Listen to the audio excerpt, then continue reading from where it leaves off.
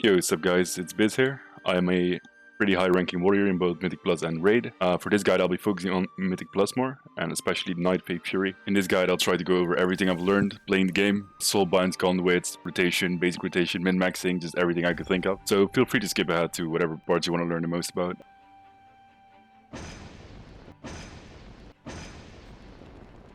Alright, so first off, why Fury over Arms? Arms fucking slaps, dude. Like, up till 18, 19, 20, 21 keys, you will destroy the average player in those keys if you play a good Arms warrior. Problem is, Fury just does it a lot better than Arms. However, there's a small difference in utility though, because Arms has access to parry, which Fury does not have. If you pair this with Challenging Shout or Intervene, this is actually an insanely strong combo, and it can take a lot of pressure off of your tank. On top of that, Arms has access to a talent called Second Wind, which is very situationally useful. One example is it makes you completely immune to the dot on the last boss in Plaguefall. And if you consider the fact that Plaguefall pretty much does not have any trash, because you clear it all with the canisters and the Plague Borers, and you only really DPS the bosses in there, it makes Arms actually slightly better than Fury, in that specific key only. The only thing Fury has going for it over Arms is that it can cleave Hamstring onto 5 targets, rather than only 2 with Sweeping Strikes.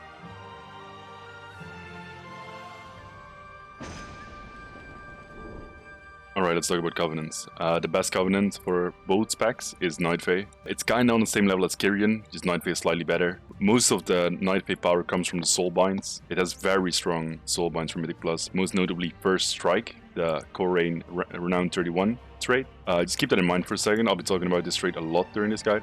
About Kyrian, it's kinda the same. It has weaker soul binds, but the Covenant abilities are both like almost equally strong. I think Night Fae is still better. Ventir is quite a bit behind, and I currently don't recommend picking Necrolord. But if for some reason you want to play Kyrian, you can do just as well. Like right now, I'm playing Night Fae myself. If I were to swap Kyrian tomorrow, I don't think anyone would notice it on my DPS. Like they're kind of the same. On that note, at this point in the patch, there's a big content drought, right? Like everyone's done playing with the Raid, everyone's done their Mythic Plus. I think we'll see a lot of warriors trying out Kyrian now, just because the damage is kind of the same and they want to grind the Renown in preparation for the next patch or whatever, or just see what it's like. So I'm kind of expecting most of the top warriors to roll Kyrian at one point or another. Like, don't worry about this, it doesn't mean that Kyrian is suddenly a lot better than Night Fae, it's literally just them trying out stuff. So yeah, Night Fae will be your best Covenant for the rest of this patch, at least.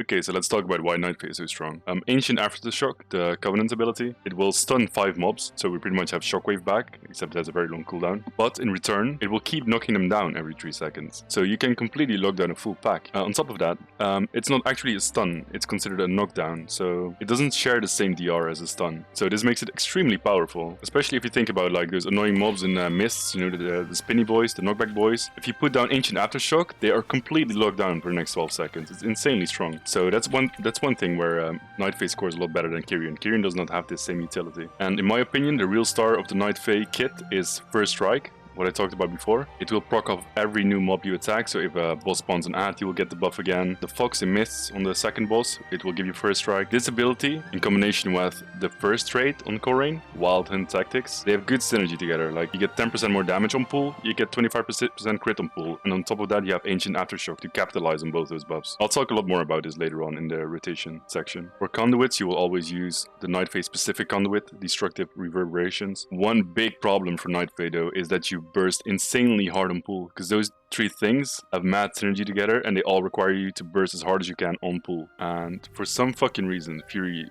Warrior in general just generates way more threat than other classes. So because of this, I'm actually experimenting a bit with Depths of Insanity, which is kind of just as strong. Not really though, but at least this won't give me as much threat. When it comes to defensive conduits, there's only one good one, Stalwart Guardian. The Kyrian tree allows for a second defensive conduit, but everything else is kinda garbage. The only 2 you would consider are Indelible Victory and Brutal Vitality, the Ignore Pain one. I use the Ignore Pain one because on higher keys I actually do press Ignore Pain sometimes.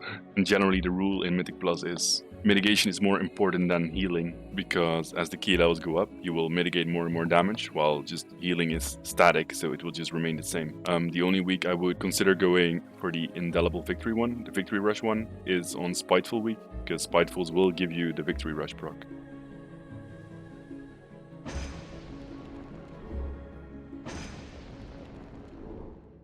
Legendary, easy, Signet of Tormented Kings. It's best for single target and best for AoE as Fury. It's best for Arms in Mythic Plus as well. If you craft it with Haste Mastery. If you look at leaderboards, you see a lot of Fury warriors with haste crit on it, like I have it too here. That's because we used to play arms at the start of the expansion, until when Fury was still kind of bad. So that's why everyone made it for arms back then. If you craft it today, just craft it with haste mastery. I would suggest crafting it on the ring, because it's a bit harder to get 2 solid rings, and it's kind of easy to get a good wrist, because the second boss in the raid already drops a good wrist. So okay, so let's talk about talents. This is the setup you're going to use 99% of the time. First row, fresh meat. Obviously, you can tap target in combat to get a guaranteed enrage, but it's crucial for the opener. Like I said, Night Fade's all about bursting as hard as you can in the first 5 seconds. So you can't really afford to stand there and build a Rampage from scratch to get your enrage. Like, you need to be enraged the first global. So crucial talent. I also suggest you get a weak aura for that to keep track of which mobs you have fresh meated. Like, I just use it on this dummy here and the one in the distance. So these dummies won't give me enrage anymore. Second row, Stormbolt. I always default Stormbolt to Mythic Plus. However, I will say, this is like the most underrated talent ever. Like, this is so strong. Like, it got buffed as well. It deals good damage for the 10 rage, and I do pick this sometimes. Like, if you're in a pre-made group and you went over the route and you're like, okay, we have enough stuns. We need like 3 stuns for this bag. We need like 2 CCs for that bag, and you're like, okay, we have that covered in the group already. I can afford to not pick Stormbolt and go Impending Victory, because also it's Grievers or whatever, and do so. Like, by all means. Like, it's a very good talent actually. And sadly, this is actually a big DPS gain, but you can't really afford to pick that with these options. If I'm doing low keys, I pick this however sometimes, but mainly, if you pick this talent, you need to know how to charge weave. I'll be talking about charge weaving a lot more later on in the guide. But just remember, this is the biggest DPS gain. Third row, I usually default to Massacre. The only other viable option is Frenzy. These are both good. I play Frenzy a lot. It's not as hard to keep up in Mythic Plus as you would think at first glance. Like, most packs usually have a priority target, or like the biggest, fattest mob that you're gonna sit on. On top of that, like, this patch is very centered around single target with prides, low mob density dungeons, and it's straight up battle on bosses. It is a single target gain over Massacre for sure, but the thing is just you can't always keep up the stacks. So just try and play with it yourself. You'll see it's not that awkward as it looks at first glance. Usually what I do is when I play Frenzy is like, my Frenzy target I will like put on focus. So if I have to tap target for fresh meat or execute or kick or whatever else, I can always just quickly click my focus and then I'm back on my Frenzy target. But because of that, it's kind of a headache to play with, and it's debatable which one is better. But for that reason alone, Massacre is just, it just does its thing. It's very easy. You just press Massacre when you can. For that reason alone, Massacre 99% of the time. Warpaint is always a hard look in. 10% damage reduction. It's mitigation. Like I said earlier in the guide, mitigation is very important in Mythic Plus. These are just kind of troll. The 40 row, Cruelty. I play with Frothing Berserker a lot. I think mostly if you're doing lower keys, especially if you're Venter, and you find yourself going into a pack, Bladestorming, Condemning, then you pick up your fresh meat, and then it's Execute Phase, Condemn again. You barely ever get to press Raging Blow, then you might as well go for Frothing Berserker. Because more rage means more anger management value, and more anger management value means more signet value. Yeah, your legendary. You know, in all other cases, Cruelty. It's also better for single target. Bladestorm. Both these talents actually, these are essential for your legendary. Like, as long as Signet of Tormented Kings is the legendary for warrior, you will have to play Bladestorm. Same goes for anger management. Anger management means more recklessness, means more signet value. Dragon Roar is like, if we ever get a different Lego, then Dragon Roar might be the best option for single target. It still sims highest for single target without the legendary, but because of the legendary, we have to play Bladestorm plus anger management.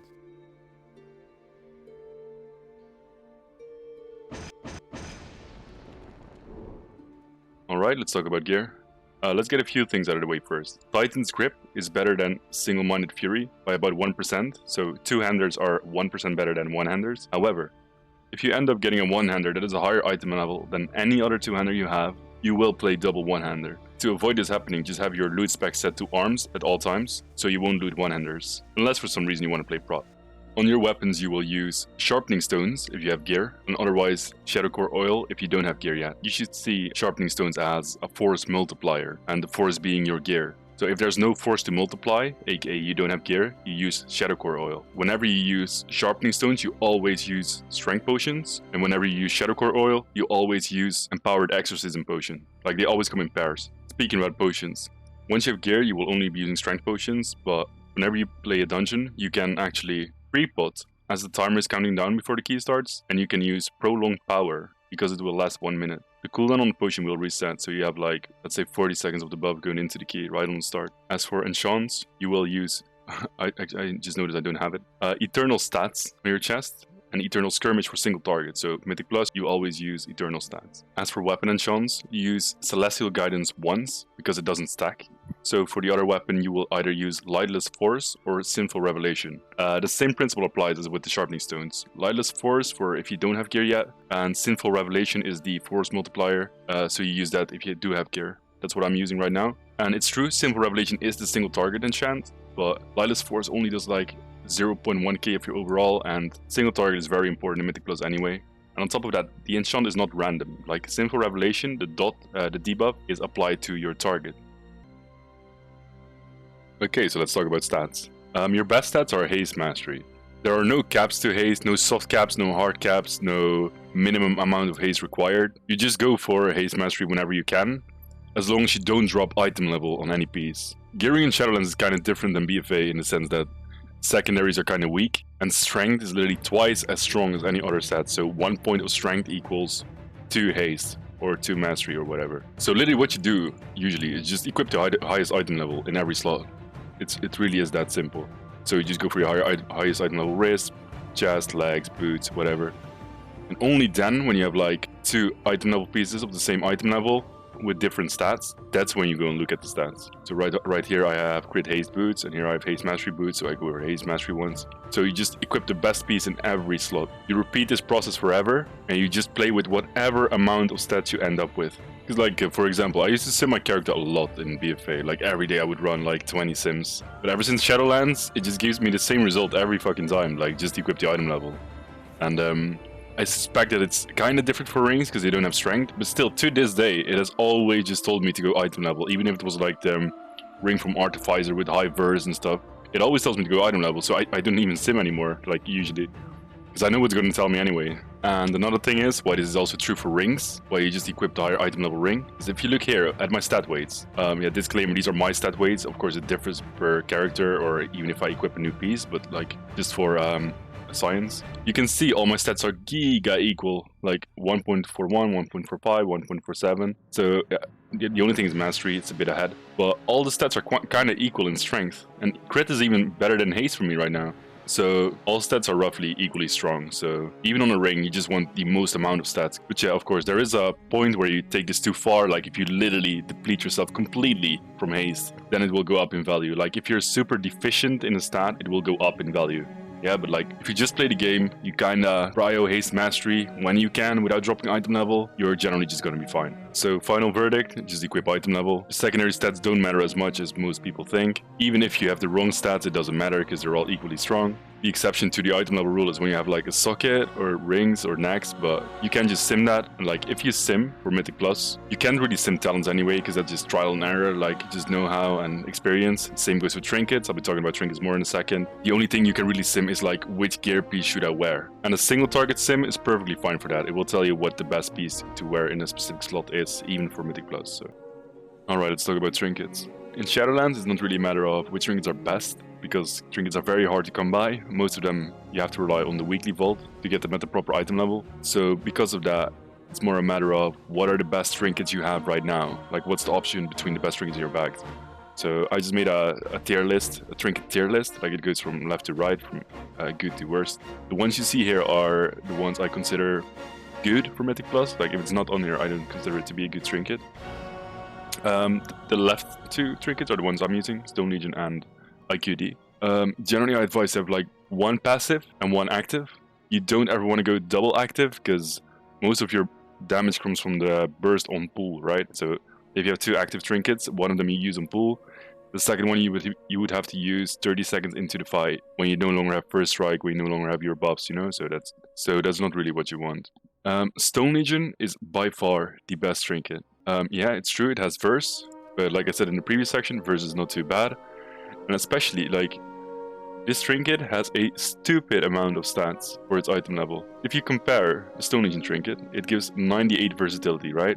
If you compare it to a similar trinket of this tier, this one, Macabre Sheet Music, it will give 98 haste after you finish the minigame. You know, you pick up the 4 dancing partners, and then you get a buff for 20 seconds. 98 haste for 20 seconds after you did the requirement to dance.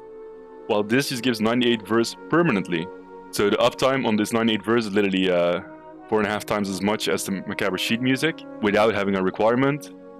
And on top of that, it appears also as 233, so it gives the extra strength, right? So because of this, it's insanely strong. And the funniest thing is, the extra effect on Stone Legion, that's the thing most people focus on. And like, they always ask me, is it worth running Stone Legion even if there's no one else in the group wearing it? Like 5% increase if someone has it. That is like 4 to 5 verse.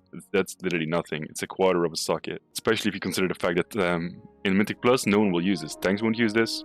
Healer won't use it. Bloomy and Mage don't use it. Double melee is very rare, and your best chance is a Hunter, and even then it's only 4 verse. So this added bonus is actually kinda irrelevant. Like, that's not why you use it.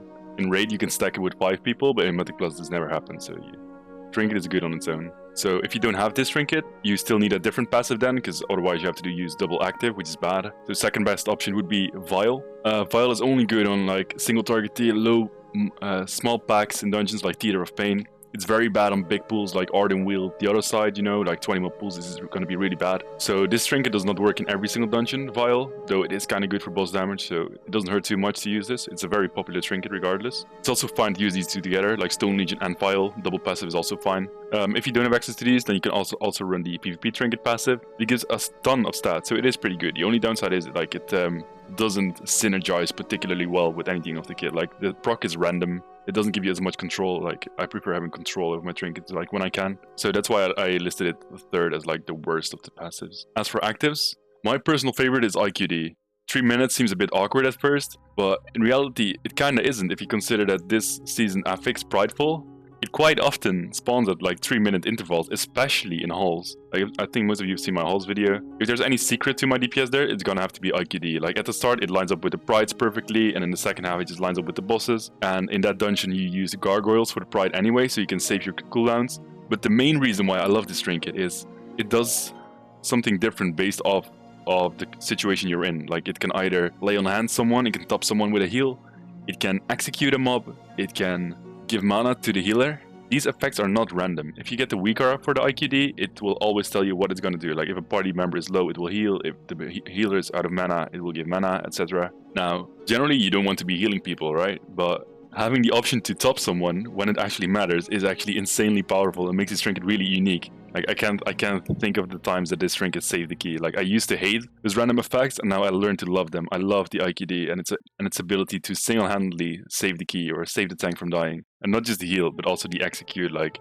Sanguine Week, 2 mobs are dying on top of each other. One has 5% health, and the 5% health mob is at risk of healing to full because he's immobile. And then just the IQD comes in and fucking executes it, and the key is saved. You know, you just fucking saved a full minute there, or 30 seconds, whatever. Very unique trinket, so this is my favorite trinket in the game by far. If you don't have IQD, you can get the PvP trinket. It's kind of easy to pick up. Why is this one so good, even though it has crit? It's because the on and use is on a 60-second cooldown, yeah, so it's 1 minute, which lines up perfectly with our cooldowns, because Recklessness with Anger Management is roughly 1 minute, Bladestorm is 1 minute, Ancient Aftershock is 1:15, so it kind of lines up perfectly with every single one of our abilities. This is also the reason why the Power Crystal I listed as third, as being the worst of the three, because Power Crystal is on a 130. Nothing we have is 130, so it doesn't naturally line up with anything. Even though, because it has a penalty, it damages you, it gives a stupid amount of crit, like way too much crit. But because it doesn't naturally line with anything, I think it's kind of an awkward trinket, I don't really like it. And lastly, this guy over here, Anima Field. Potentially the best trinket of the bunch actually, if you can stand in every single pool it spawns, which is unrealistic. So still though, if this is the best trinket you have at the highest item level, then just use it. But if you have access to the other ones, then don't.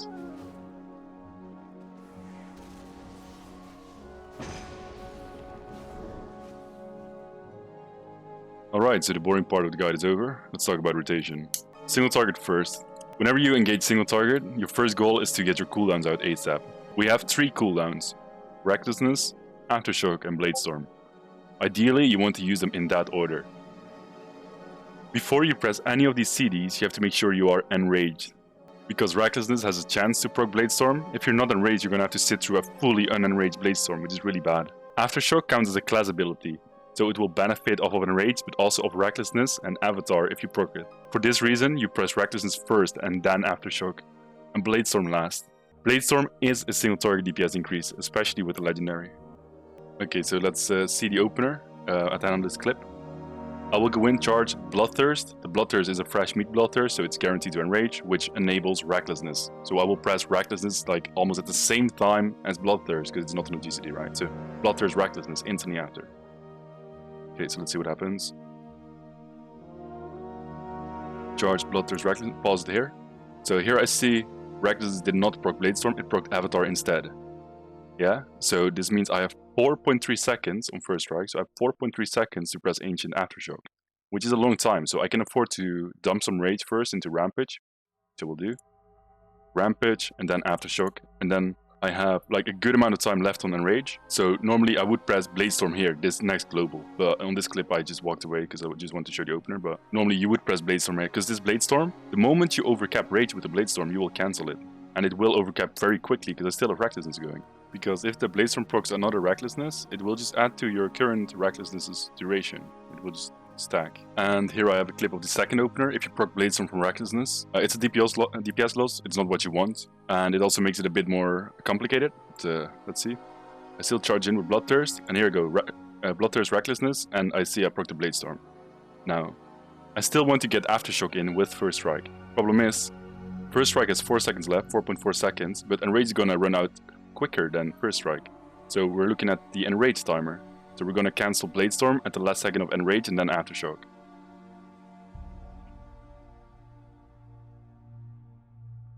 I could have cancelled it like a fraction of a second later, but at least I got my Aftershock in here with both buffs, both Enrage and First Strike. And I have 100 Rage, so I will follow up with Rampage. Rampage, and then my last cooldown, Bladestorm. There we go.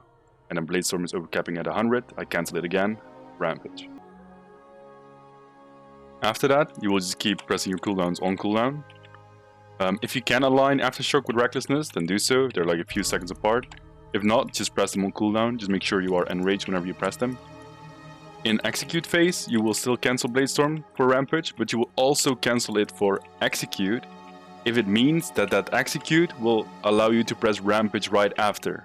So you can cancel the Bladestorm at 60 Rage, because 60 plus 20 from Execute will be 80 for Rampage. If you have Recklessness going, however, you can already cancel it at 40 Rage, right? Your basic rotation is as follows. It's 2 stacks Raging Blow over Bloodthirst over 1 stack Raging Blow, and you fill with Whirlwind. Execute has higher priority over all of that whenever you get to Execute phase.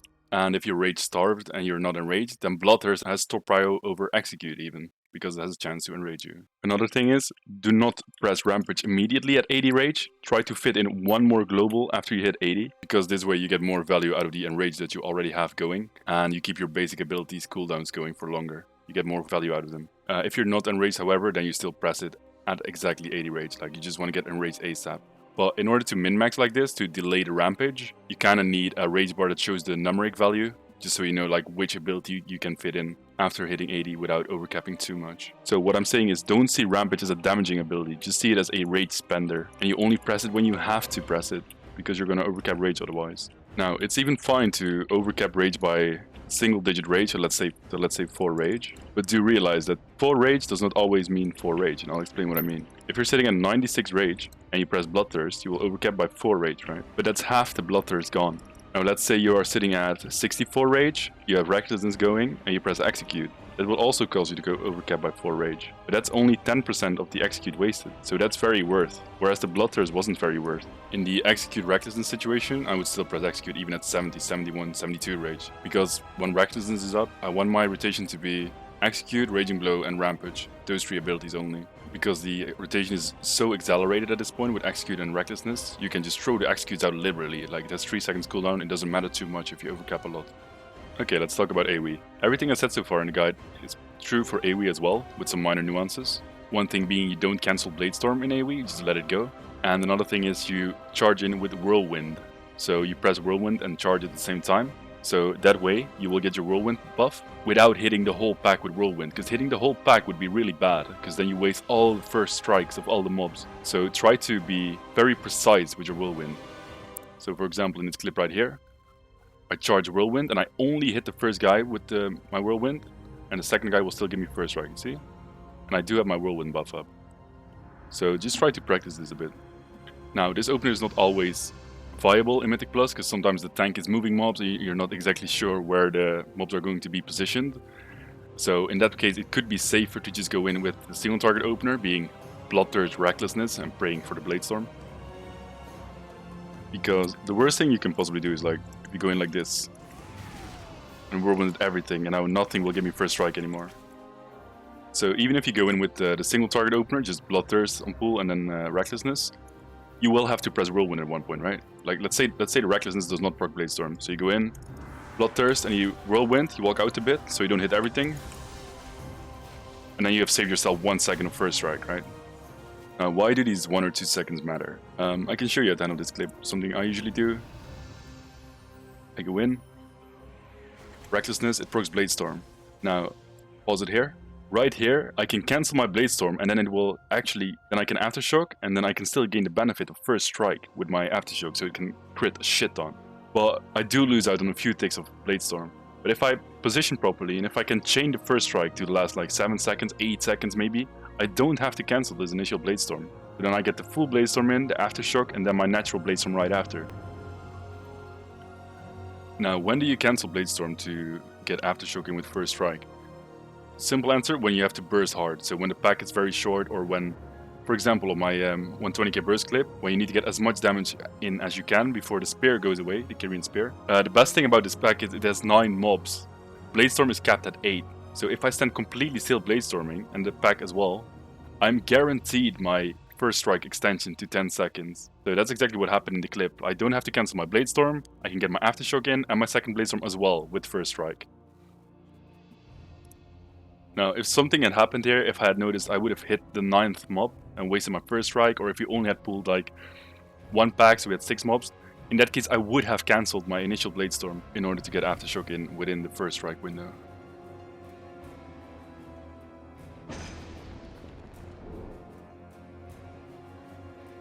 Okay, let's talk about cooldowns and when to use them.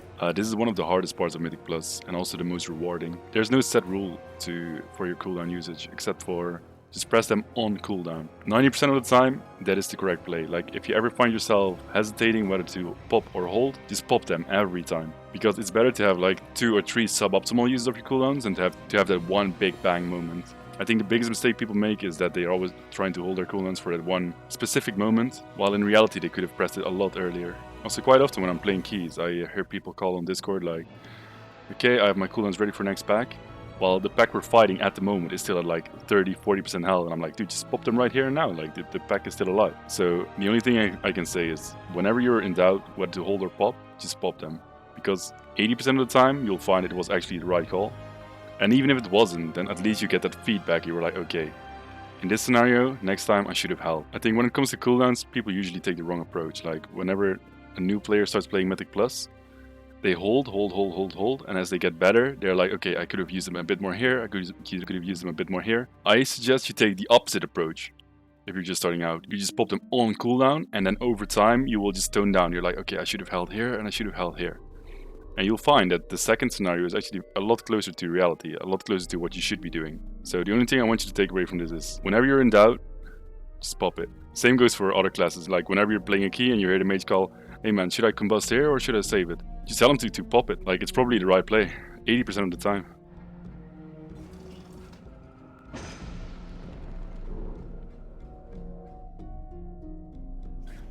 Alright, let's talk about min-maxing, all the small things you can do to increase your DPS. I'm gonna start off with the charge weave. It's not even min-maxing, I think it's a basic skill you should have as a warrior.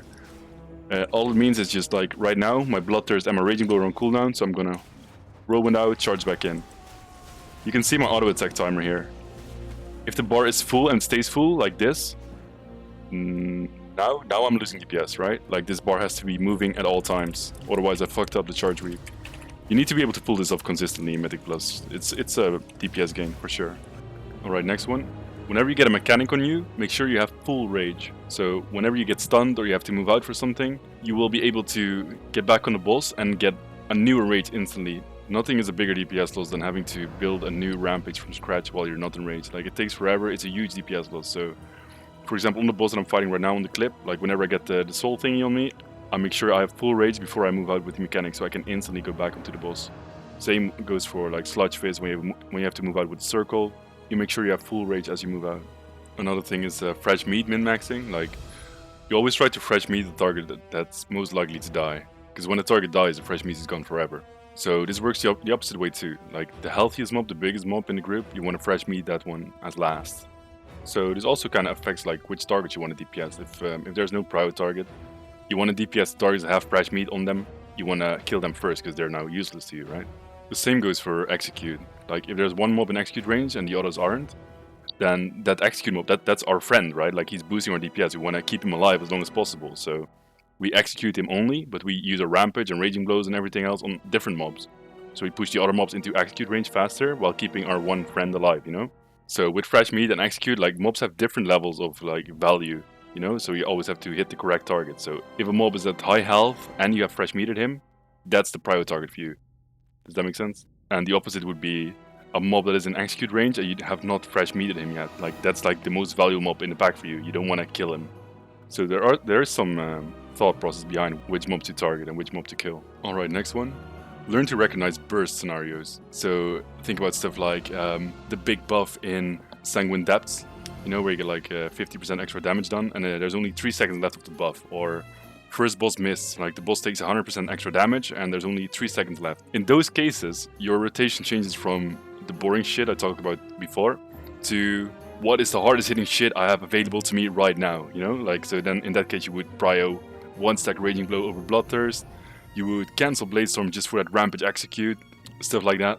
Those scenarios are actually very common. Another example is like when the boss is gonna die in 3 seconds, or you're going to die in 3 seconds, so you just wanna hit the hardest hitting shit before you die. They're actually very common. Learn to recognize them and learn to capitalize on them. Other things you can do is when you're Bladestorming, you proc Recklessness and you have to let the Bladestorm go on AoE, right? You don't cancel it.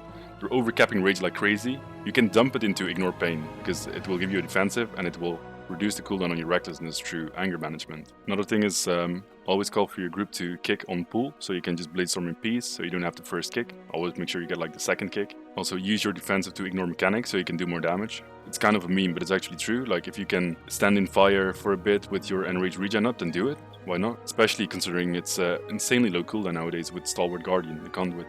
You can just throw it out liberally. Like generally, whenever you only think you're going to get in trouble, just pop your defensive already. Like it's going to be up again in 1 minute 30. The same goes for Spell Reflect. Like whenever you think you're in trouble, just Spell Reflect. Like there's a good chance you will mitigate some magic damage here and there. And the last one, probably my favorite one, always end the pool on a Whirlwind. Because that Whirlwind allows you to do a very clean opener on the next pool. Like remember all the shit I talked about, like charging in with a Whirlwind, like getting that correct positioning and stuff? You don't have to worry about it at all if you just end your previous pool on a Whirlwind. Like on the screenshot right here, like this chicken, it's the last mob alive in the pool. If you're watching this video, you're probably a warrior like me, and the only thing in your mind right now is to execute the fuck out of this chicken. But don't just Whirlwind. What's more value? Executing one mob or getting a clean opener on the next pool? Alright guys, thanks so much for watching. Don't forget to like, subscribe, and follow me on Twitch. I'll see you guys in 9.1 with a new guide.